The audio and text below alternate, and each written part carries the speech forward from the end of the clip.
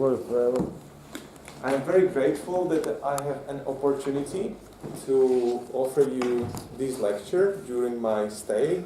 But first of all, I would like to thank you very much for accepting my Erasmus teaching mobility here at UKU.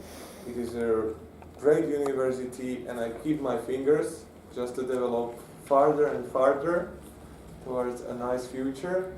So my today's lecture, and the topic of my today's lecture is Aristotle's theory of language, but not in general, but only in context of his book of physics, more specifically in the light of the first chapter of the first book of physics.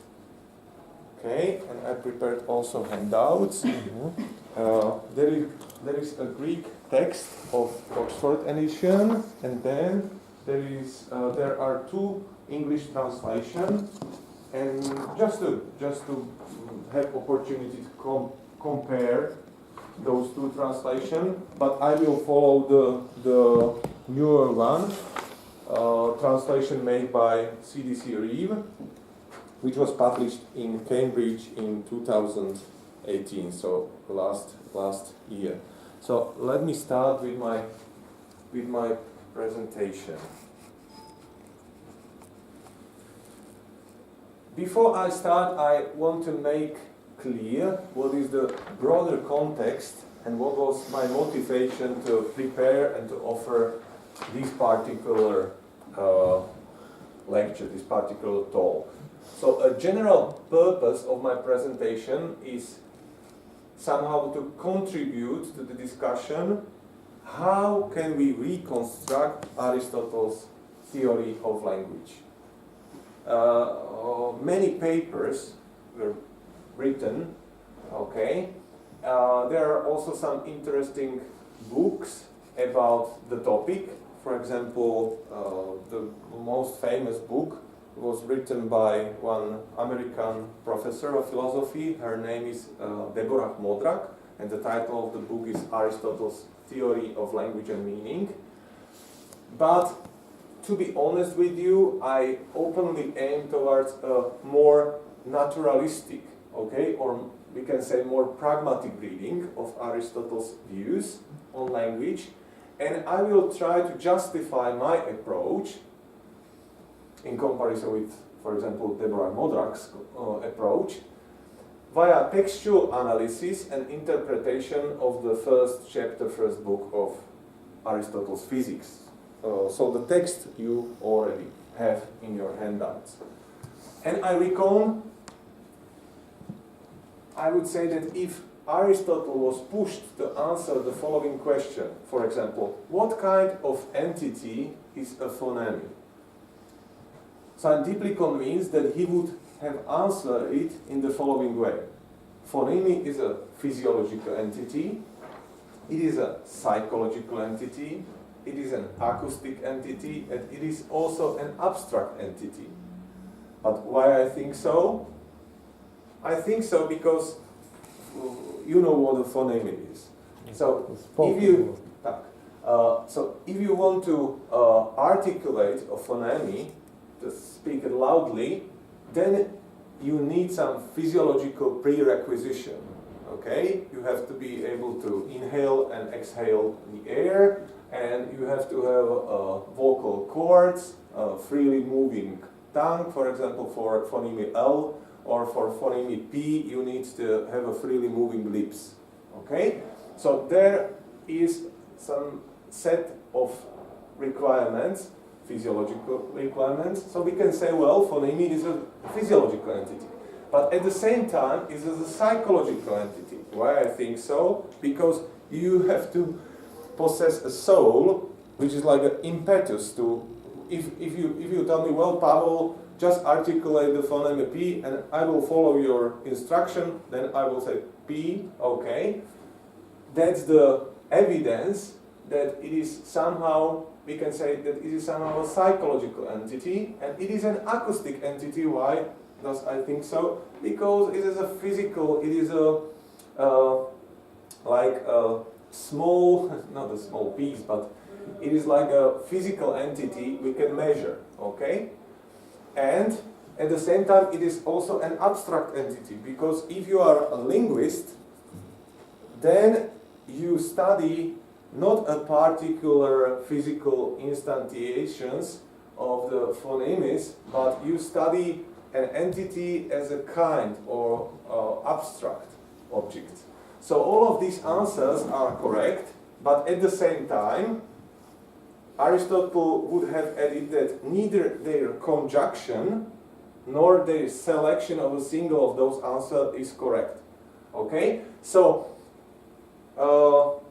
this is the evidence that Aristotle's approach to study, for example, some particular phenomena is that Aristotle was able to recognize and distinguish different approaches or different answers how to explain one particular phenomenon. And at the same time, before we start, we should not forget also the frequency of the phrase polachos legetai, which we can translate it as it is said in many ways, which is mostly used by Aristotle, and the phrase clearly indicates that Aristotle always distinguishes different perspectives from which one analyzes the subject matter. And also, the last important point before we start reading the text I would like to make is the following. In his zoological writings, biological writings, like those are the abbreviation of Aristotle text of his books, History of Animals, like the study of animals, parts of animals, and generation of animals. So, in these writings, Aristotle examines human language as a natural phenomenon related to its bearers. I think it is something very important we have to keep in mind. So, what will be the aim of my presentation? This will be like Aristotle's theology of language in the context of the very text you have on your handouts. But I will also make three very basic objectives. There are three very basic objectives on my talk. First is I will try to show you that the study of human language in Aristotle significantly falls within the competence of natural philosophy, of physics. This is not something which many scholars will agree with, and I will tell you why, because if many scholars, if they are talking about Aristotle's theory of language, they usually mean his semantics or his logical writings. But I will try to show you that it is somehow important to understand the language also as a part, as us, as like living organisms. And it is very important to understand Aristotle's approach. And as an evidence, I will show you that we can find the results of a physical inquiry of language in Aristotle's zoological writings. And then, at the very end of the lecture, I will present my interpretation of examples which Aristotle did at the very end of the first chapter. Okay? So we will see there's only some small talk about the structure of my presentation. So let's start reading the first chunk of the text, first chapter of the text. So I quote, "Since in all methodical inquiries in which there is knowledge, that is scientific knowledge, of things that have starting points, causes or elements, it comes from knowledge of these, and it is clear that in scientific knowledge of nature, our first task must be to try to determine the starting points." The end of quote. This is nice translation and very precise translation of Aristotle's text, but you see that it is very difficult to figure it out, what does it mean? So I will try to offer some interpretation. So according to me, I think that the first paragraph indicates that we know something as far as we know its causes, its primary causes. And Aristotle is talking about starting points all the way to its elements. So to understand or to see the proper message of the paragraph, one needs to know the broader context of Aristotle, thinking about methodical inquiry, which could provide us with understanding of some phenomena. So for example, in posterior analytics, this is the different writing of Aristotle, Aristotle claims that to know something is not only to know that something is the case, but also to know why something is the case. Okay, there are two Greek expressions. Hoti means something is the case, dioti means why something is the case. And it is also well known that for Aristotle, episteme, Greek word episteme, which is usually translated as a scientific knowledge or scientific understanding, is also the hexis in Greek, the state of soul, when you are able to explain why something is the case. Let me make a short example to be more concrete. For example, Aristotle asked what thunder means. Thunder, and he answered the question, well, thunder is a noise in the clouds. Well, that's a nice definition, but it is mostly a nominal definition. We observe there is a noise in the clouds, well, but do we know the cause of the noise in the clouds? So, you can have a knowledge about hoti, there is a noise in the clouds, I hear it, but if you do not possess understanding, if you are not able to explain the cause, why does it thunder, then you are not arriving at the proper Aristotelian real definition. Because proper Aristotelian real definition must somehow reveal also the cause of the fact. Okay? So Aristotle replied to the question, why does it thunder? Because thunder is a noise in the clouds because there is an extinction of fire in the clouds. We call it in Slovak language like zablesk, extinction of fire, and then you can hear the sound, okay, the noise in the clouds. Dobrý deň.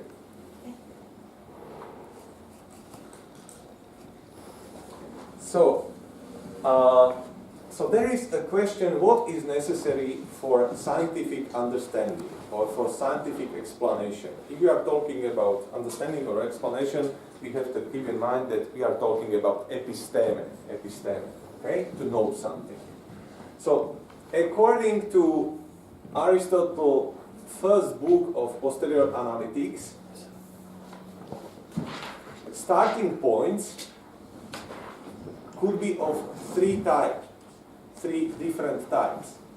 But the special type which we are looking for in demonstrative sciences, like in physics, are definition of real essences. Okay? So the definition of real essences.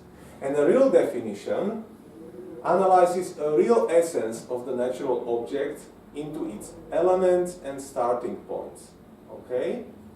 And I will show you then, at the very end of the presentation, I hope it will be much more clear what those elements and starting points of a human language are, and I will show you how Aristotle arrived at those starting points and elements.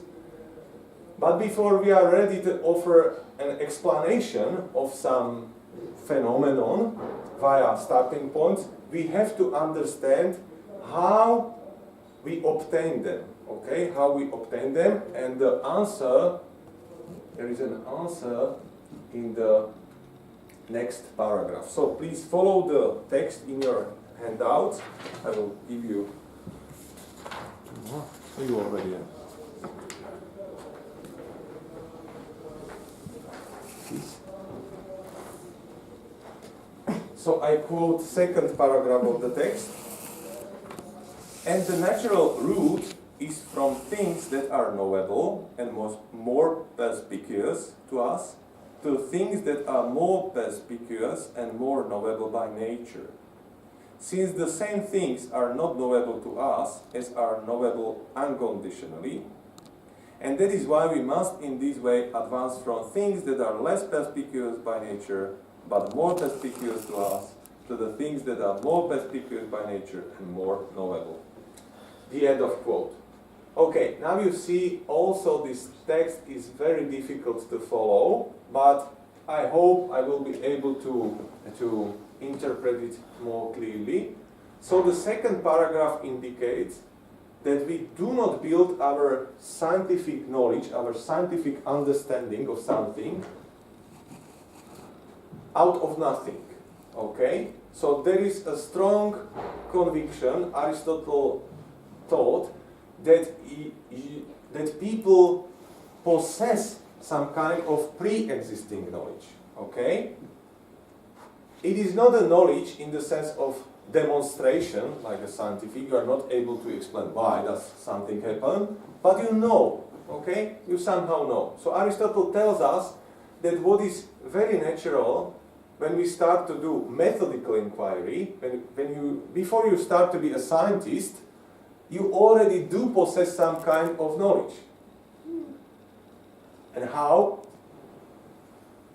We know things in a weaker sense that are more perspicuous, more familiar to us. Do you know what perspicuous means? More familiar to us. Okay? And we advance the things that are more perspicuous by nature. Okay? But we have to understand what is more perspicuous according to Aristotle. And I will show you what is more perspicuous.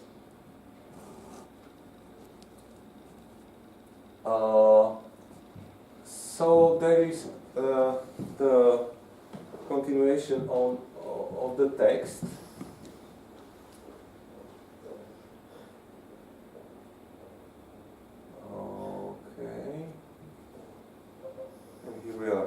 And the things that are in first instance clear perspicuous to us are rather confused.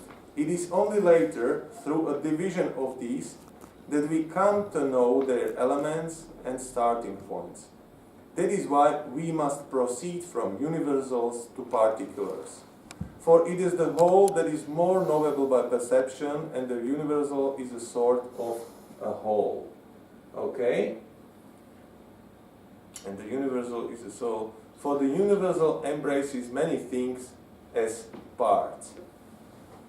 So, if we ask the same question once again, what is the nature of objects that are more familiar to us, that we somehow know, now we can see that those objects are somehow confusing, are rather confused. Okay? And this means that such object cannot satisfy the requirement to lay down of the basic principles of science. Therefore, we must distinguish whether we do possess starting points like confusing and raw via our perceptual habits and our ordinary linguistic practice, and on the other side, whether we are speaking about starting points which are precise and which we derived from the previous process of division. And process of division, there is a Greek verb diaresis, which means to divide something, or the process of division. This was the most important method in Plato's academy, and as you already know, Aristotle was the pupil of Plato, and he was the member of Plato's academy for like 20 years, and he was very well trained in the method of division. So let's talk about the method of division a little bit more. So the role and the importance which Aristotle ascribes to the process of division, to diaresis, and to its results we can reach via this process, can be found in the second book of Analytic Posteriora. And by the process, by dividing, we only, not physically, but we only conceptually pick up some relevant attributes, causes, or elements. For example, I will speak loudly Slovak word prečo. Okay, it means why. Prečo. But if you are linguist, you can divide this word on 2 syllables. Pre-čo. Okay? If you are linguist, you can go further and you can divide these syllables into letters, like a p, r, into phonemes. And you are doing it conceptually in your head.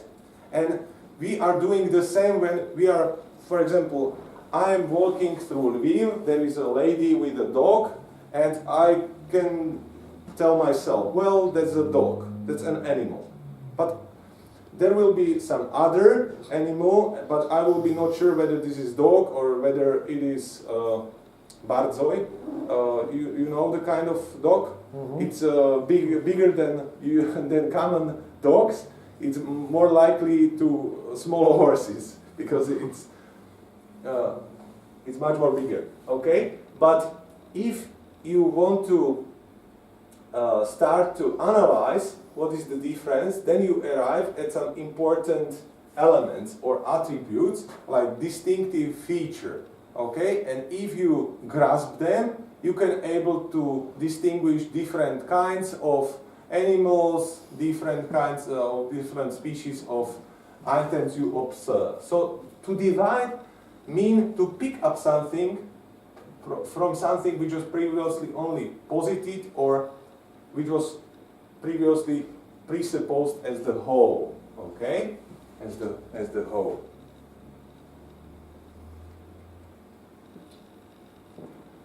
But there is a question how to proceed from something which is confused, okay, to something which is differentiated, or how to proceed from something which is universal to something which is particular.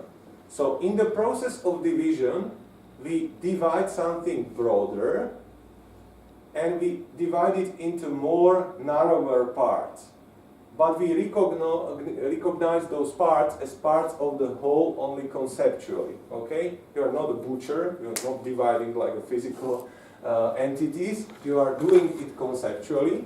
So our natural route is to start with something which is broader and much more universal, which we gained through our sense perception. Well, there is some animal, some living being, I don't know what kind, what species is it, but still I'm able to have an idea or some model concept.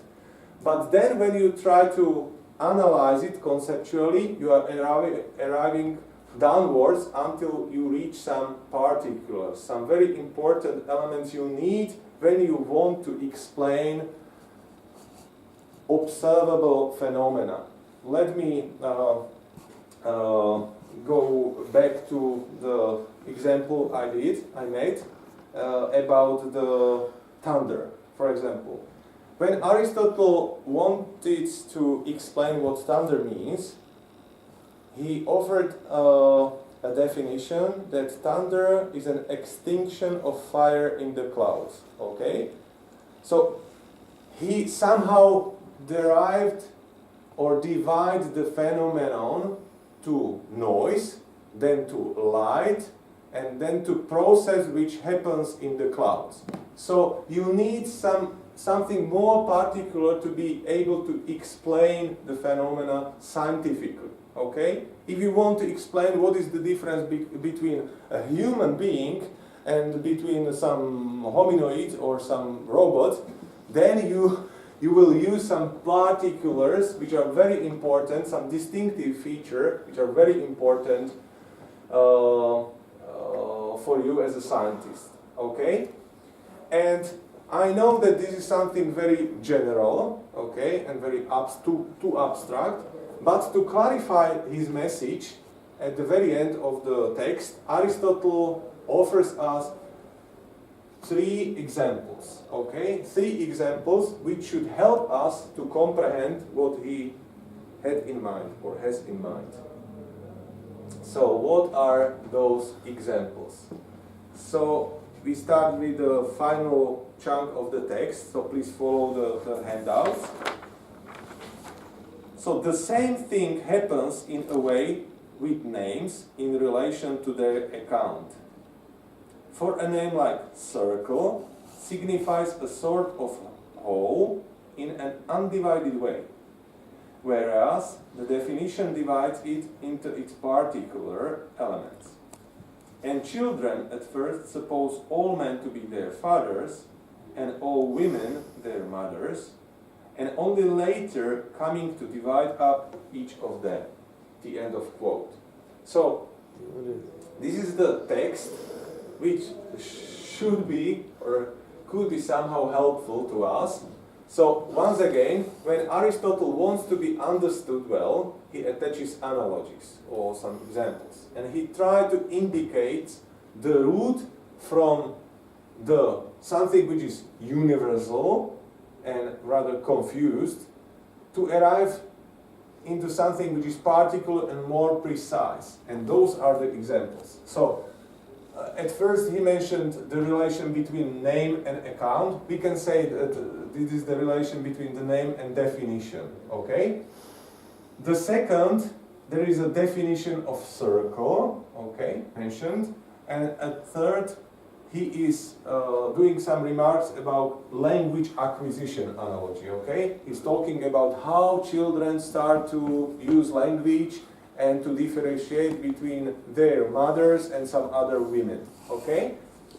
And now I will try to offer you some interpretation of this text. So I think I claim that it could be helpful to ask what these three examples have in common, okay? So let's start very, very simply.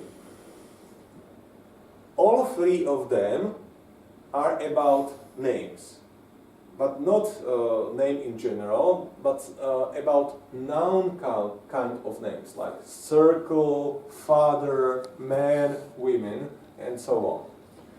All of the three examples are about named objects, like some sense-perceptible entities, like concrete circle, which I draw on this whiteboard, okay, concrete circle, or all of them are about concrete individuals, like my mother or man over there, okay, and all of the examples are about procedure of division, because in them we dividing something which pre-existed and is confused, and we divided it into parts.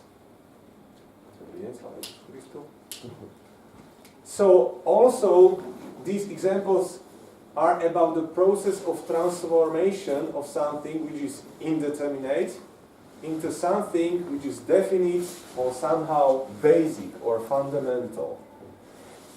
And we can help with when we have a look at Aristotle's different writing.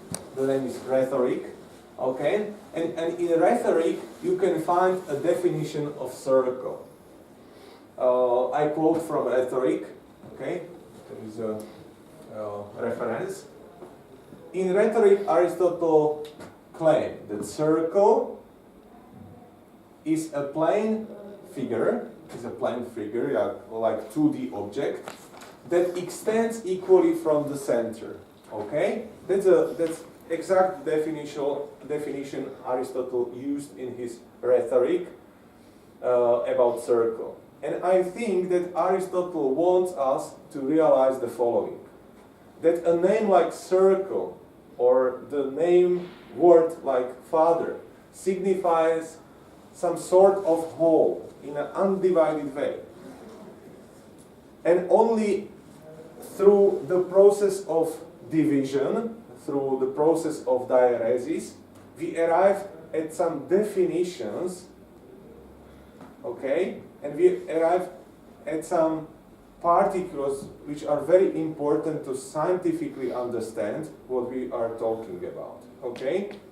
That means that the real definitions reveal the differentia specifica, like a distinctive feature of the objects, and it makes the essential feature of the object visible. Okay, let's come back to the definition of circle. There is an instruction in Aristotle how you can establish the proper definition, like the real definition.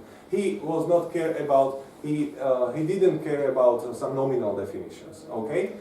And on the left side, you have to have something which is general, but if you want to define something, it couldn't be a particular. It must be. It must have some general features. Okay. So it must be kind.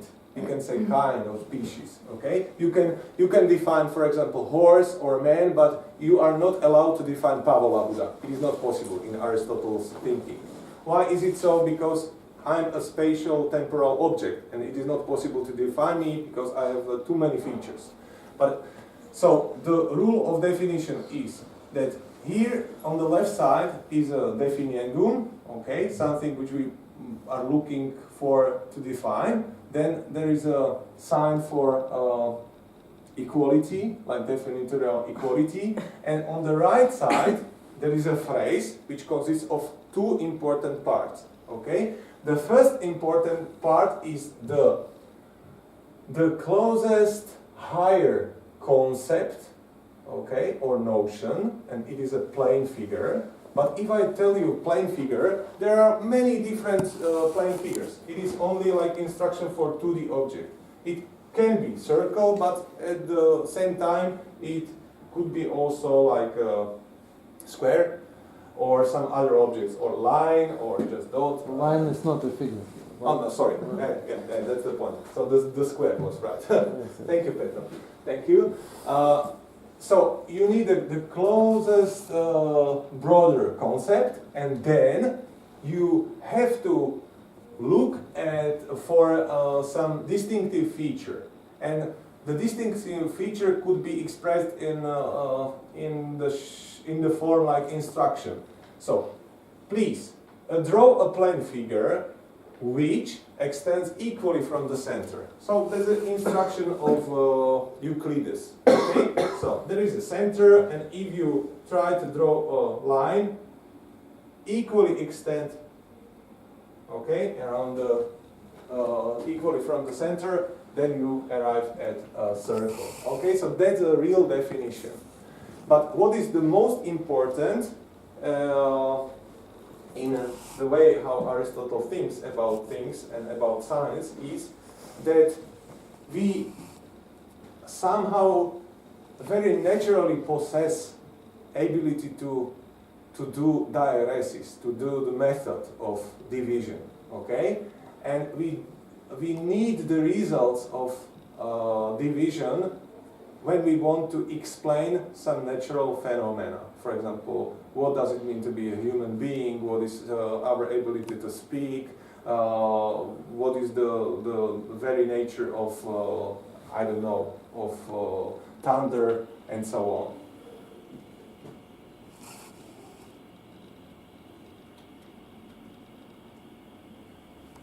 Now, we can turn our heads towards the language acquisition analogy. Once again, it is very interesting, and when I went through many papers and many ancient and medieval commentaries, I realized that I didn't find any serious interpretation of this very part. So it like hit my attention, and therefore I try to choose and try to offer some better understanding of the text. So let's read it once more. I quote, "And children at first suppose all men to be their fathers, and all women their mothers, and only later coming to divide up each of them." The end of quote. So it seems to me that this analogy can make better sense if it is read in the context of the second book of Aristotle's posterior analytics.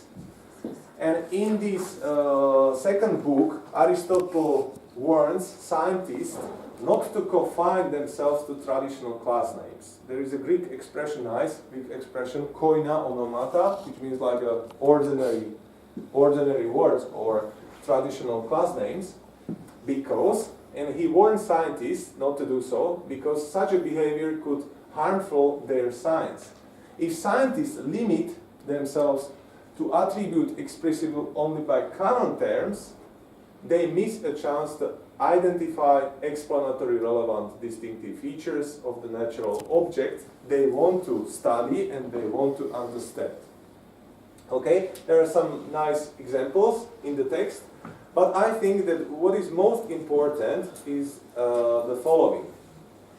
That ordinary words we use signify the model, okay, the model of elements and principles which are given us through our experience. For example, we use words like, well, that's the man, that's the man, that's the man, and then, if we are not more precise in our explanation of concepts, then there is a biological disagreement about whether human fetus is a man or is not. But if we would follow the instruction of Aristotle, there will be no such a mess in the discussion. Okay? So only if we use diaresis, we will arrive at the particulars which are very helpful to explain someone, okay, in demonstrative science, what we have in mind. Okay? And then we will be able to distinguish what is the, for example, what is the material cause of some elements, or what is the formal cause or efficient cause. There is a teaching about 4 causes in Aristotle, which is very important for his understanding of science.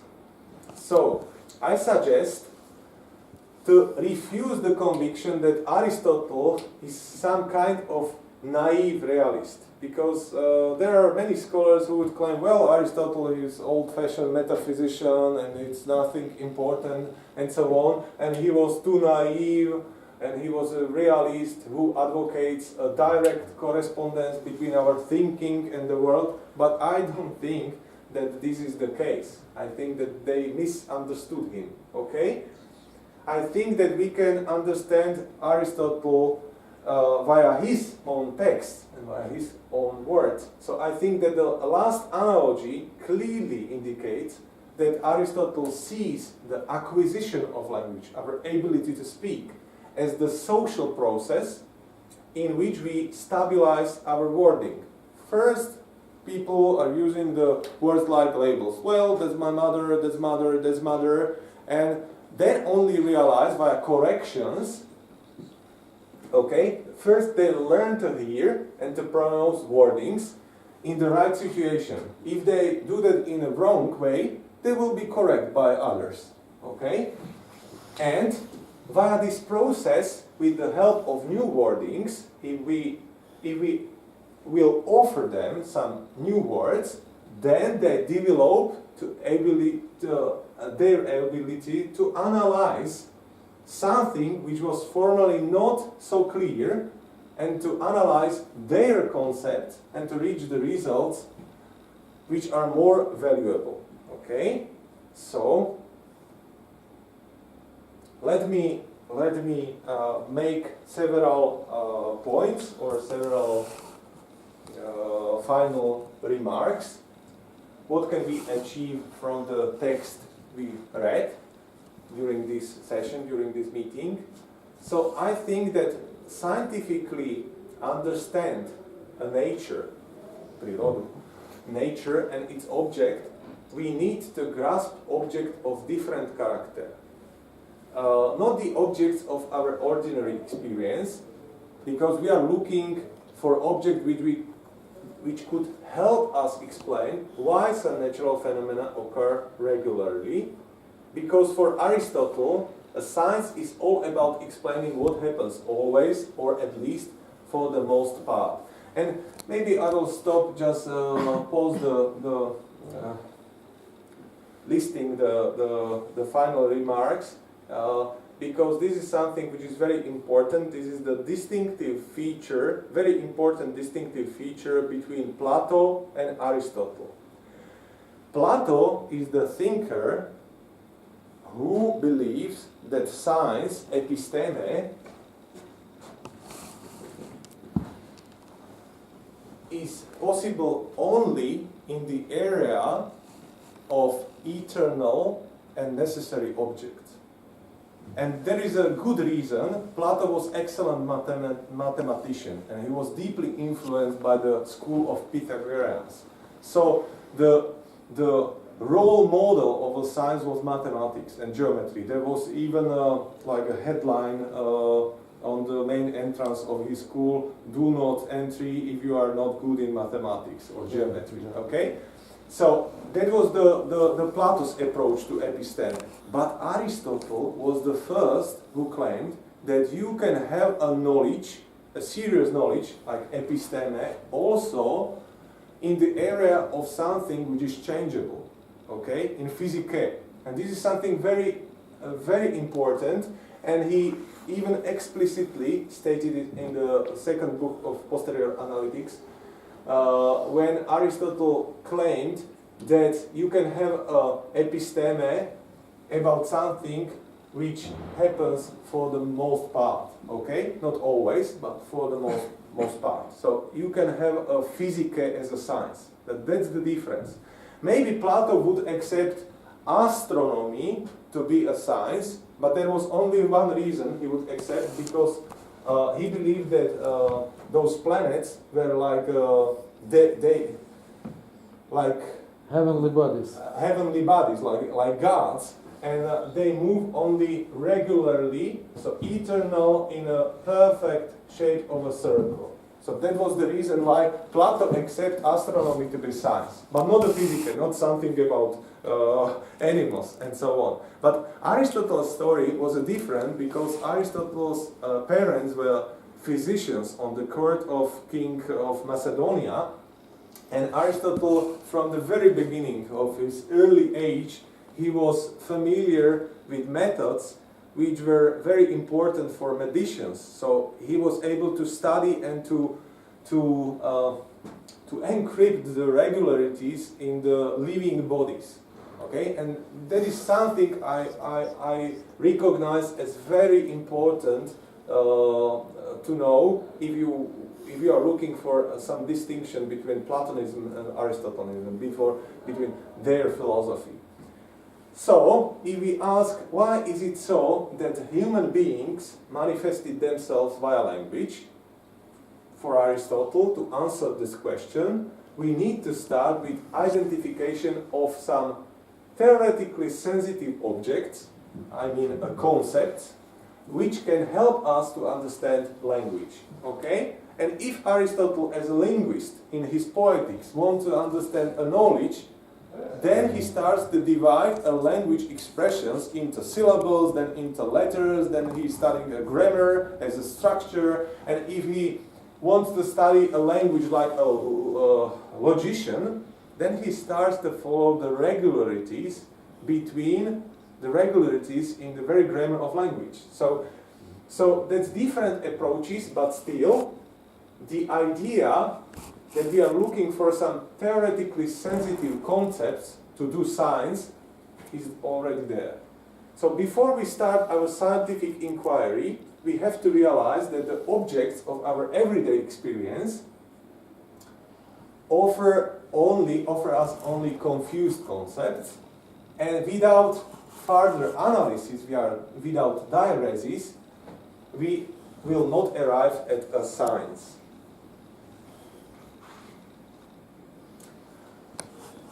But if you want to make some refutation of my presentation, okay, or if you want to object, you can ask, but was Aristotle looking for this principle in real? Was he looking for a real definition of natural objects? Did he analyze natural phenomena, and did he identify the basic building blocks, like elements, okay, of our speech or our language is made of? And finally, you can ask, did Aristotle explain a state of affairs through some specifying features of those objects? And my answer will be yes, he did exactly so. He made it this way.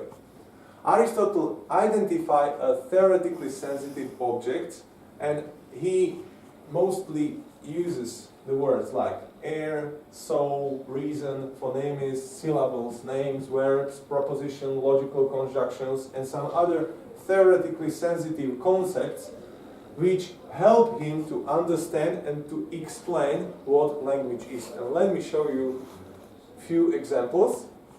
And now I hope it would be more comprehensible, my very general and abstract talk. So, if we have a look at Aristotle's zoological writings, namely History of Animals and Parts of Animals, we can find a note about a material cause. Okay, before I start, maybe, I don't know whether all of you are familiar with the teaching about four causes, but let me shortly announce the four causes. So, there is a material cause, there is an formal cause, thank you, there is efficient cause, and there is, we can say final, thank you, final cause, or telos.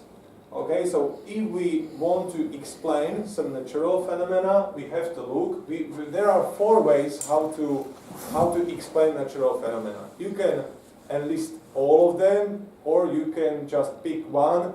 But if you are doing your study in the area of natural philosophy, like in fysiké, then you certainly will need a material cause.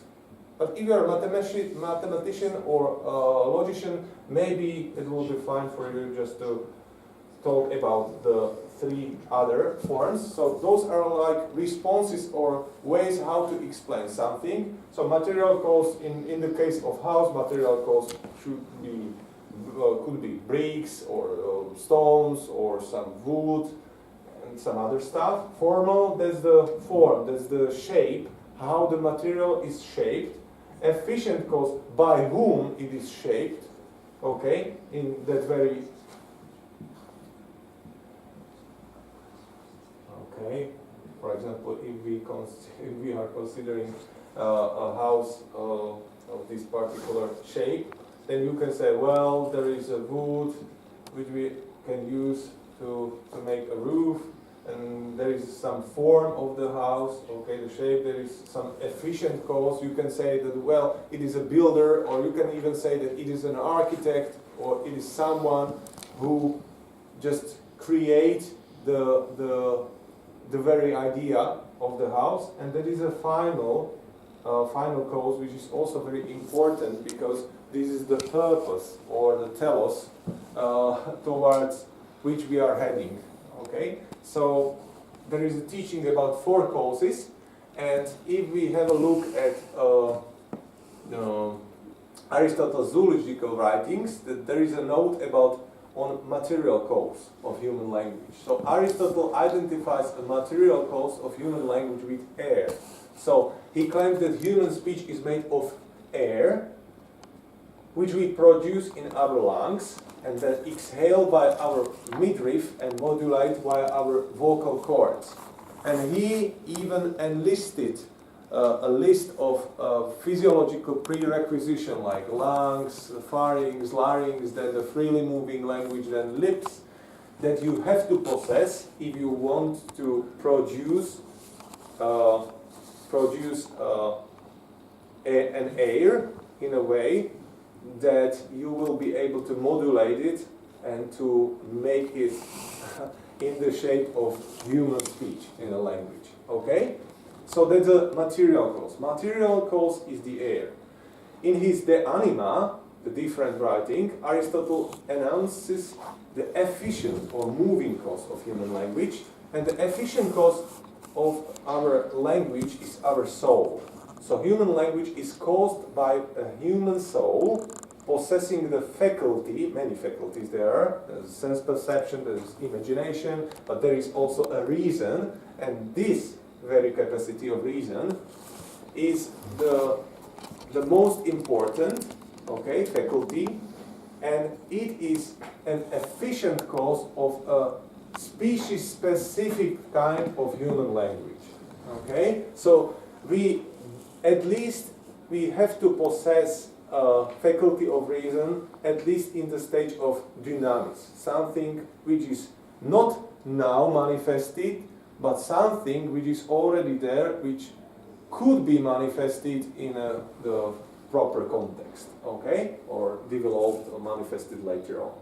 And if we look at Aristotle's political writings, namely at his Politics, we can also find the final cause of human language. And there is a nice quotation I chose.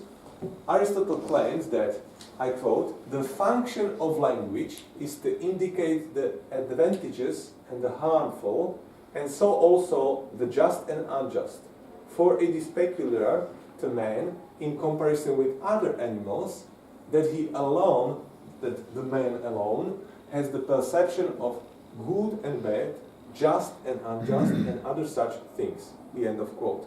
So one can ask whether assignment of such purpose is not the idealistic one. Because, well, you can say, well, children are talking about different stuff, not about just, unjust, bad, or someone who is drunk and all, he is not able to manifest his rationality.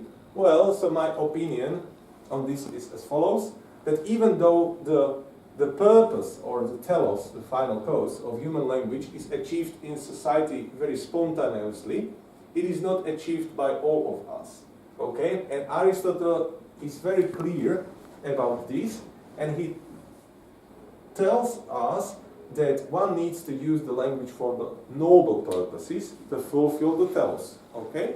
The telos of the language. So, finally, the last slide.